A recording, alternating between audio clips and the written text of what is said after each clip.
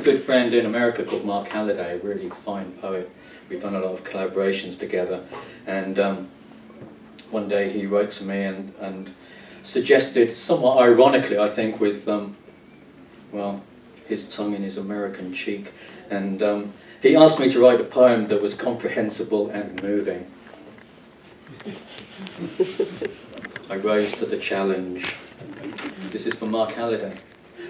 Mark has asked me to write a poem that is both comprehensible and moving, and because my middle name is Obliging, I am happy to oblige, although the last time I wrote a comprehensible poem, my fan club threatened to buy a suitcase and fill it full of underwear and leave me.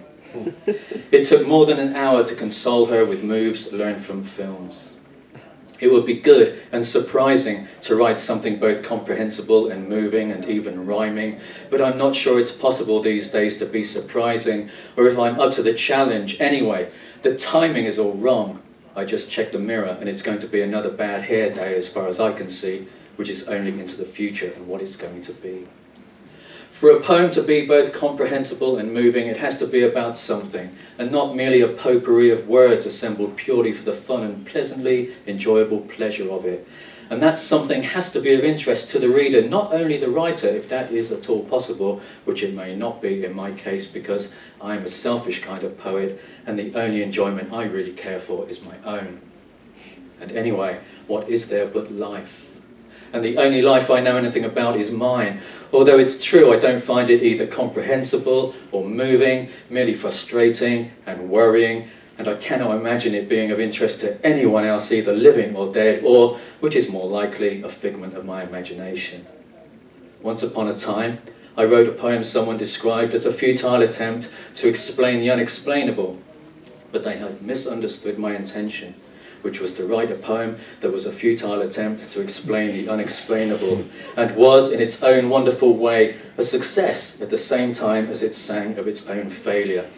And this I still find an achievement, of which I'm proud. But it was not moving, and neither is this. Rather, it's a statement of desire and pessimism laced with a strong dose of defiance.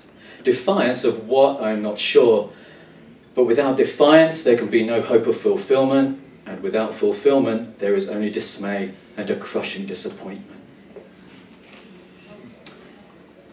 Another chronicle. This is chronicle number 4. I've been having a time. This morning brought the revelation that while we were sleeping, someone had stolen our eggs. It was a mystery, for there was no sign of a break-in, and all the doors and windows were still secure. Lemishka suggested the absence of eggs could be explained by our having forgotten to buy any. But she has these crazy ideas, and all you can do is humour her. One day she will be old enough to know what kind of a wicked world this really is.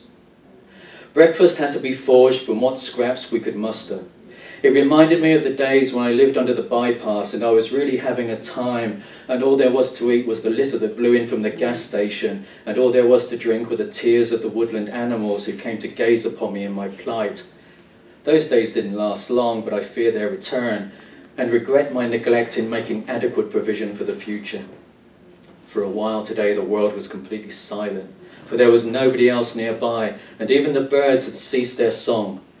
The workmen had abandoned their work, and their machines stood silent, and there were no cars or buses or trucks on the road, and nobody sat outside on the grass chattering.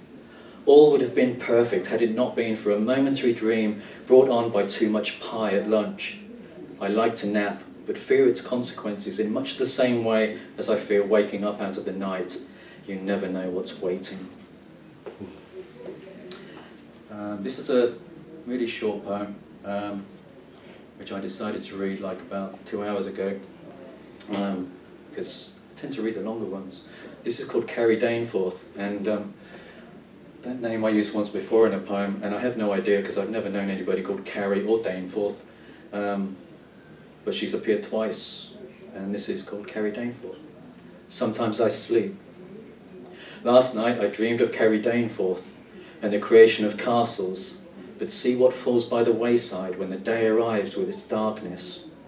And I don't know what's worse, how she refuses to go away, or how she refuses to come to life. Okay, I'm going to read another chronicle. this is number 10, I've been having a time. Compared to a herd of stampeding buffalo, I think what we are experiencing here is a walk in a garden where two butterflies are flying together near the buddleia, but I have been known to be wrong, and while there's been a shift in emphasis, the basics remain the same.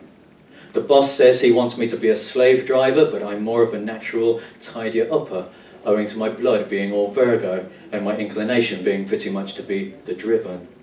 But I'm thinking of resigning and taking another trip to another world, as if the blue sky has all the answers. You know, every day is the same from beginning to end. It's like you get the same tedious email every day, but you still have to read it because it's the law, and the law must be obeyed. It's all so much bunkum, when all we want to do is go home and have sex with someone, and if not sex, then some serious play. But I've been having such a time of it lately, even that seems too much of a schmozzling. Anyway, today's news is that, thanks to a slice of pie that slipped off my plate onto the canteen floor at lunchtime, I'm now no longer on speaking terms with Abigail, someone who runs Nature Club.